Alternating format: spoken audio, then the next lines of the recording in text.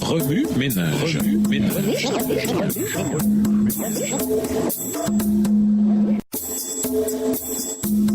Remue ménage.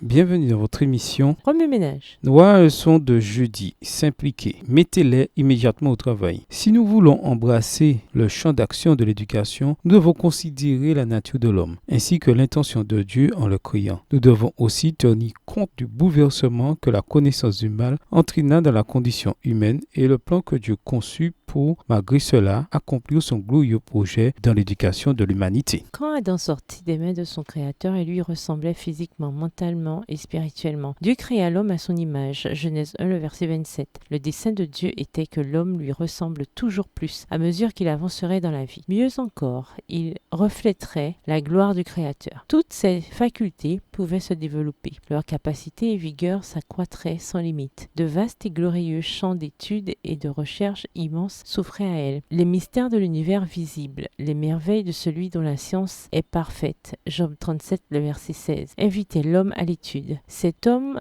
dont le grand privilège était la communion face à face, cœur à cœur avec son Créateur. S'il était resté fidèle à Dieu, tout cela lui aurait appartenu pour toujours. À travers l'éternité, il n'aurait cessé d'amasser des trésors de connaissances, de découvrir de nouvelles sources de bonheur et de concevoir la sagesse, la puissance et l'amour de Dieu de manière toujours plus claire. De mieux en mieux, il aurait accompagné le destin de sa création. De mieux en mieux, il aurait reflété la gloire du Créateur. Dieu étant la source de tout véritable savoir, le premier objectif de l'éducation est évidemment, comme nous l'avons vu, d'appliquer nos esprits à le connaître tel qu'il se révèle à nous. C'est par une communion directe avec Dieu qu'Adam et Ève s'instruisaient et au travers de ses œuvres qu'ils apprenaient à le connaître. Toute création dans sa perfection initiale était une expression de la pensée divine. La sagesse divine imprégnait la nature, mais par la désobéissance, toute connaissance de Dieu par une communion directe devint impossible à l'homme et à un degré important également à travers ses œuvres mêmes. La terre abîmée, souillée par le péché, ne reflétait plus la gloire du Créateur que faiblement. Il est vrai que Dieu nous propose toujours ces leçons de choses. Sur chaque page du grand volume de la création, on peut encore retrouver l'écriture du Seigneur. La nature parle encore de son Créateur, mais ces témoignages sont incomplets, imparfaits, et nous, créatures déchues, aux facultés affaiblies, à la vue réduite, nous sommes incapables d'interpréter correctement ce que nous percevons. Nous avons besoin de la révélation plus complète que Dieu donne lui-même dans sa parole écrite. Pour acquérir une éducation digne de ce nom, nous devons connaître Dieu le Créateur et le Christ, le Rédempteur, tels qu'ils sont révélés dans la parole sacrée. Tout être humain créé à l'image de Dieu possède une puissance semblable à celle du Créateur, le pouvoir personnel de penser et d'agir individuellement. Les hommes qui développent ce pouvoir sont des hommes prêts à assumer des responsabilités, des chefs de file capables d'influencer les autres. C'est le rôle de la véritable éducation que de développer ce pouvoir, d'apprendre aux jeunes à penser par eux-mêmes pour ne pas se contenter de n'être que le miroir de la pensée des autres. Extrait du livre Éducation, chapitre 1, les pages 14 à 16, livre écrit par Ellen G. White. Remue ménage. Suite à l'étude de Genèse 1,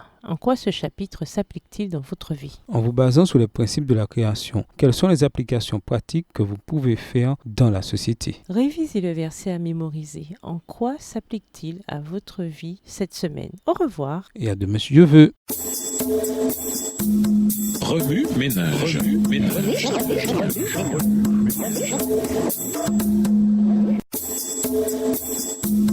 Remue ménage.